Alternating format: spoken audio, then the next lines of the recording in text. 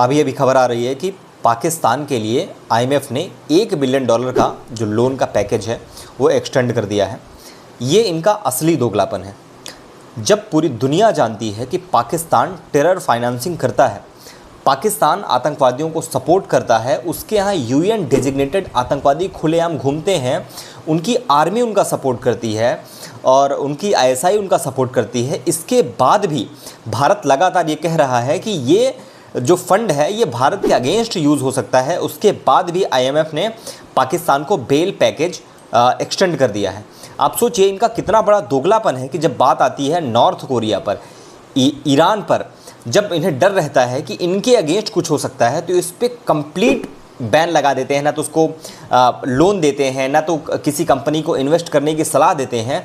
लेकिन जब बात भारत की आती है, जब भारत को खतरा रहता है, तो ये पाकिस्तान जैसे देश को किसी न किसी तरह से फंड करने की कोशिश करते हैं।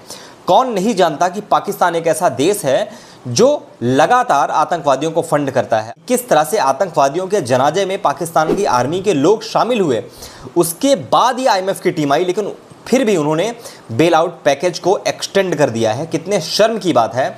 भारत पर अटैक होता है तो ये उसको टेररिस्ट नहीं मिलिटेंट लिखते हैं। यूक्रेन पर अटैक होता है तो हाय तौबा करने लगते हैं। इनको लगता है कि नाटो सक्रिय हो जाना चाहिए, इनको लगता है कि यूएसए इनके बचाव के लिए आएगा। लेकिन जब किसी ऐसे देश पर अटैक होता है जो नॉन यूरोपियन देश है, तो ये इसी तरह का ढोंग रचते हैं। यही रीज़न है कि इंडियंस रशिया को प्यार करते हैं। कोई भी कंडीशन हो, रशिया या इजराइल की बात कर लें हम, तो ये दोनों इंडिया के हित में हमेशा खड़े रहते हैं।